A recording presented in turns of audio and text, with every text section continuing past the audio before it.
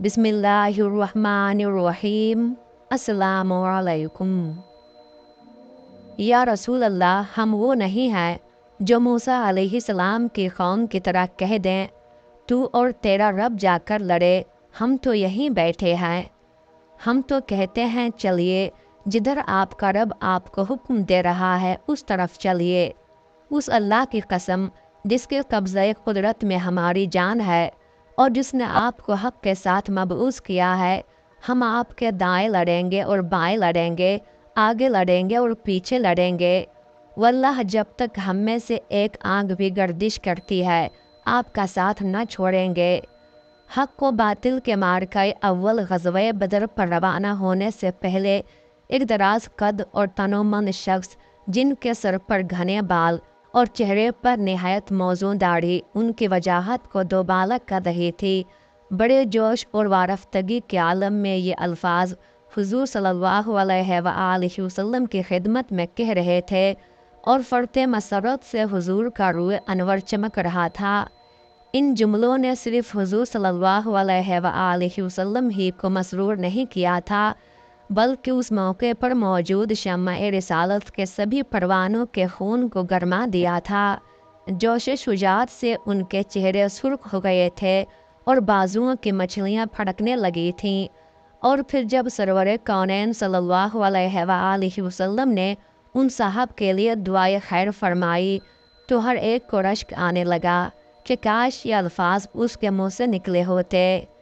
सीने तारीख़ पर नकूश जावेदा बनकर सब्त हो जाने वाले ये लाफानी अल्फाज कहने की सआदत दीन हक़ के जिस सरफरोश को नसीब हुई वो हज़रत मिक़दाद बिन असवद रज़ी अल्लाह ताला अन्हो थे। जज्बे फ़िदवियत के इस बेमिसाल मुज़ाहरे ने उन्हें तमाम सहाबा इकराम की नज़रों में बड़ा महबूब व मोहतरम बना दिया था। हज़रत अब्दुल्ला बिन उमर रज़ी अल्लाह ताला अन्हो, जो कमसिनी के बायस ग़ज़वे बदर में शरीक ना हो सके थे, फरमाया करते थे, काश मैं बदर में शरीक होने के काबिल होता और ये अल्फाज मेरी ज़ुबान से निकलते। हज़रत मिक़दाद बिन असवद का असल नाम मिक़दाद बिन अम्र बहरावी है। बहरावी उन्हें इसलिए कहा गया है कि उनके आबाओ अजदाद का वतन बहरा था। बयान किया जाता है कि हज़रत मिक़दाद रज़ी अल्लाह ताला अन्हु की विलादत से पहले उनके कबीला के एक शख्स ने किसी हमसाया कबीले का एक आदमी कत्ल कर डाला था। चुनांचे मिक़दाद रज़ी अल्लाह ताला अन्हु के वालिद अमर बिन सालबा क़िसास के खौफ से अपने मर्ज़बूम यानी जाए पैदाइश को छोड़कर किंदा चले गए, जो हिजर मौत यानी यमन के अज़ला में से एक शहर था। यहाँ किंदी ख़ानदान की हुकूमत थी। अमर बिन सालबा ने बनु किंदा से हलीफाना ताल्लुकात कायम कर लिए और एक किंदी खातून से शादी कर ली। हज़रत मिक़दाद रज़ी अल्लाह ताला अन्हो इसी खातून के बतन से किंदा में पैदा हुए और वहीं जवान हुए। इस निस्बत से उन्हें किंदी और हज़रमी कहा जाता है। हज़रत मिक़दाद रज़ी अल्लाह ताला अन्हु का उन्फ़ान शबाब था कि बनु किंदा के एक बाअसर आदमी अबी शिमर बिन हजर अल किंदी से उनका झगड़ा हो गया। हज़रत मिक़दाद रज़ी अल्लाह ताला अन्हु बड़े शहज़ोर जवान थे। उन्होंने अपने तलवार के वार से अबी शिमर को घायल कर दिया और ख़ुद अपने ख़ानदान समेत भागकर मक्का चले गए, जहाँ असवद बिन अब्द यागूस क़रशी ज़ुहरी से हलीफाना ताल्लुकात कायम करके उसकी पनाह हासिल कर ली। जल्द ही वो अपने शहज़ोरी शुजात और पसंदीदा अतवार की बदौलत असवद बिन अब्द यागूस के मंजूर नज़र बन गए और उसने इन्हें अपना मुँह बोला बेटा बना लिया, इसलिए वो मिक़दाद बिन असवद मशहूर हो गए। फिर जब सूरतुल अहज़ाब की आयत नंबर 5 में मुँह बोले बेटों को उनके असल बापों के नामों से पुकारने का हुक्म नाजिल हुआ तो उनको मिक़दाद बिन अम्र के नाम से पुकारा जाने लगा। मक्का में हज़रत मिक़दाद रज़ी अल्लाह ताला अन्हु के क़याम को थोड़ी ही मुद्दत गुजरी थी कि इस्लाम का गुलगुला बुलंद हुआ। नौजवान मिक़दाद रज़ी अल्लाह ताला अन्हु को अल्लाह ताला ने हुस्न ज़ाहिरी के साथ फ़ितरत सईद भी अता की थी। जो ही दावत तौहीद की आवाज़ उनके कानों तक पहुँची, किसी हिचकिचाहट के बगैर इस पर लब्बैक कहा और आसनाने नबूवत पर हाजिर होकर اپنا ہاتھ سرور کونین صلی اللہ علیہ وآلہ وسلم کے دست مبارک میں دے دیا۔ یہ وہ زمانہ تھا کہ بظاہر دعوت توحید کی کامیابی محال نظر آتی تھی اور فرزندان توحید کی ایک مختصر جماعت مشرکین کے ہولناک مظالم اور جفاکاریوں کا شکار بنی ہوئی تھی۔ حضرت مقداد رضی اللہ تعالی عنہ غریب الدیار تھے، لیکن سینے میں فولاد کا دل رکھتے تھے۔ آزمائش کی بھٹی میں مردانہ وار کود پڑے اور استقامت و ایثار کے ایسے چراغ روشن کیے جو ابدالآباد تک فروزہ رہیں گے۔ ایک روایت میں ہے کہ وہ ان 7 مسلمانوں میں سے ایک تھے جنہوں نے سب سے پہلے ساقی کوثر کے دست اقدس سے بادئ توحید پیا، لیکن متعدد دوسری روایتوں سے معلوم ہوتا ہے کہ اس وقت پرستاران حق کا حلقہ اس سے زیادہ وسیع ہو چکا تھا۔ بہرصورت ان کے قدیم الاسلام ہونے میں کوئی شبہ نہیں۔ قبول اسلام کے بعد دوسرے سابقین اسلام کی طرح وہ بھی مشرکین کے پنجے ظلم و جفا کے اسیر ہو گئے۔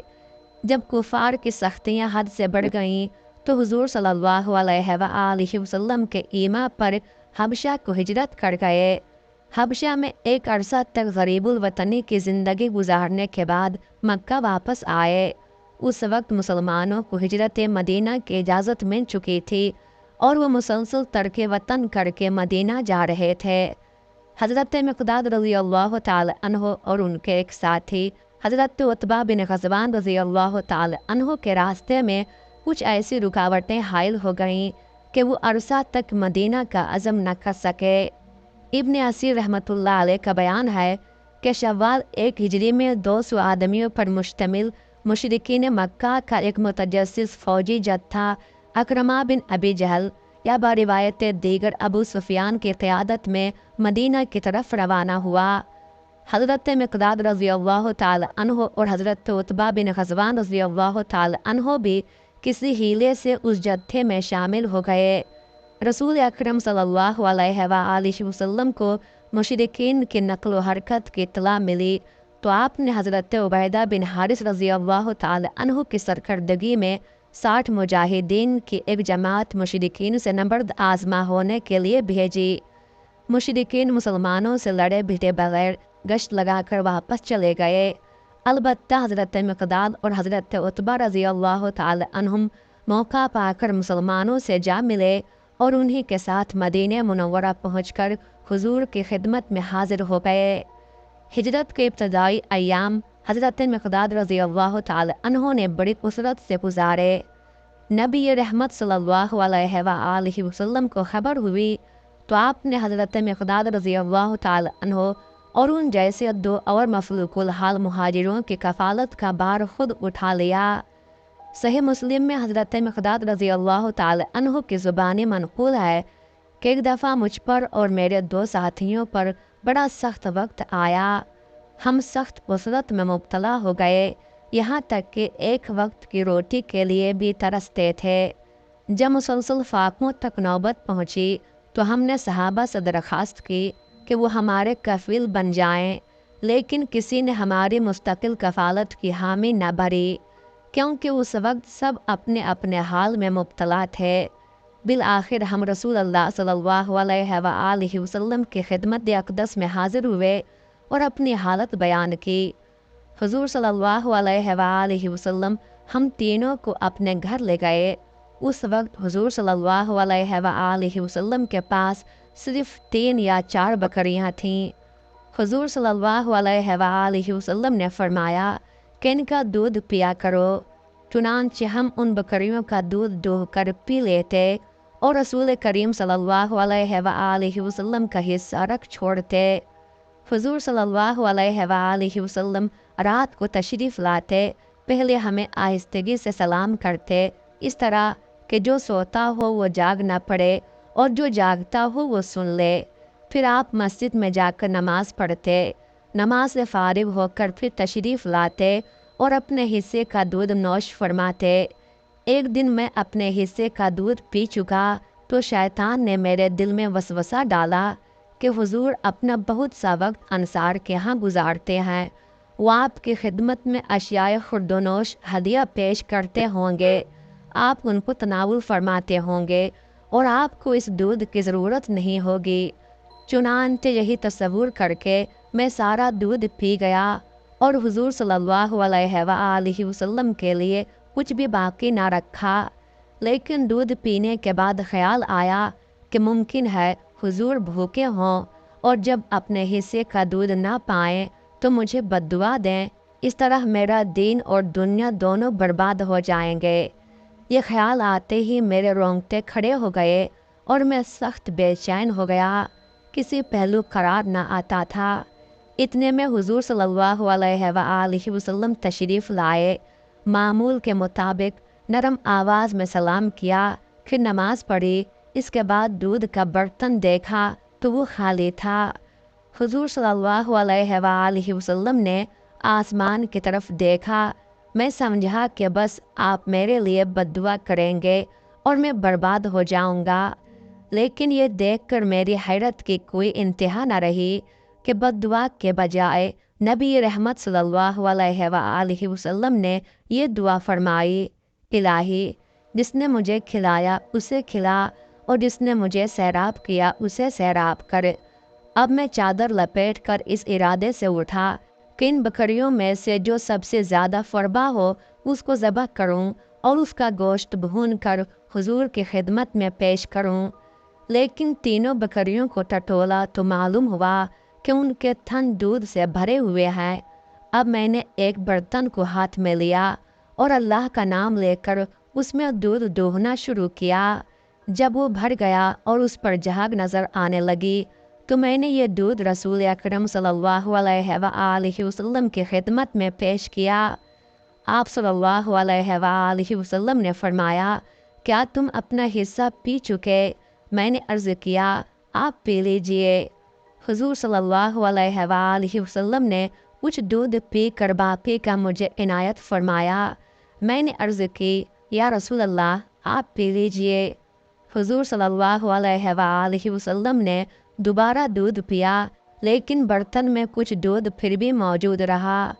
آپ صلی اللہ علیہ وآلہ وسلم نے یہ مجھے عنایت فرمایا: مجھے معلوم ہو گیا کہ آپ خوب سیر ہو چکے ہیں اور یہ آپ کی دعا کی برکت ہے کہ دودھ ختم نہیں ہوا، اور آپ نے اپنی دعا کی برکت میں مجھے بھی شامل کر لیا ہے۔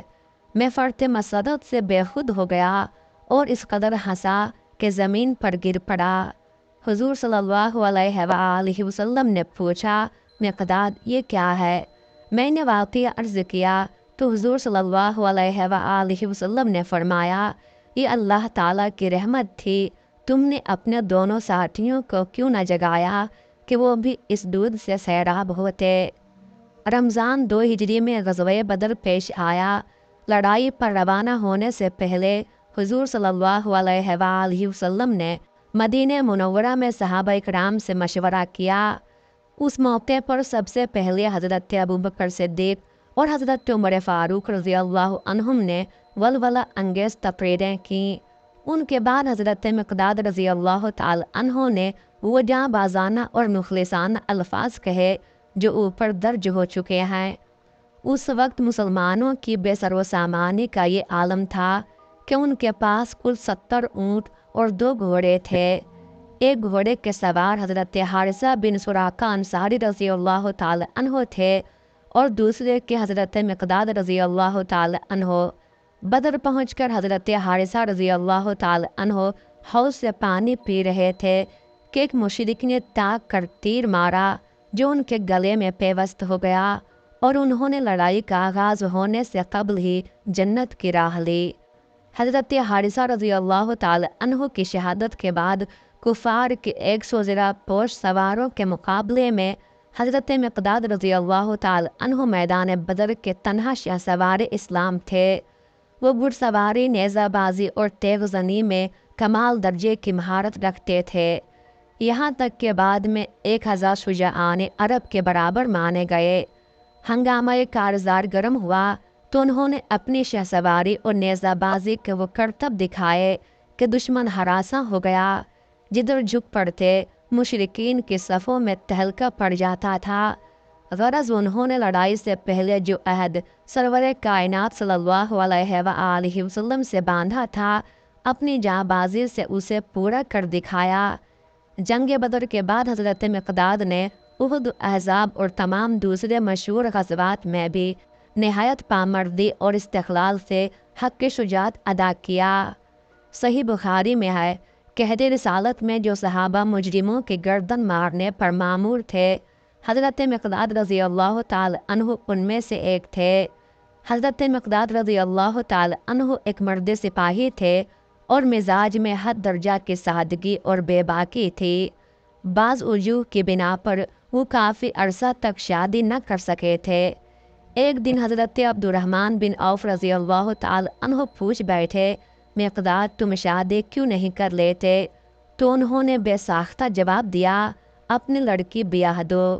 हज़रत अब्दुर्रहमान बिन औफ रज़ी अल्लाह ताला अन्हु को उनकी बेबाकी पर बड़ा गुस्सा आया और उन्हें बहुत बुरा भला कहा। हज़रत मिक़दाद रज़ी अल्लाह ताला अन्हु ने बारगाह नबूवत में शिकायत की तो आप सल्लल्लाहु अलैहि वसल्लम ने फरमाया, अगर कोई तुम्हें रिश्ता देने से इनकार करता है तो करता रहे, मैं तुम्हें अपनी बिन्ते अम से ब्याह दूंगा।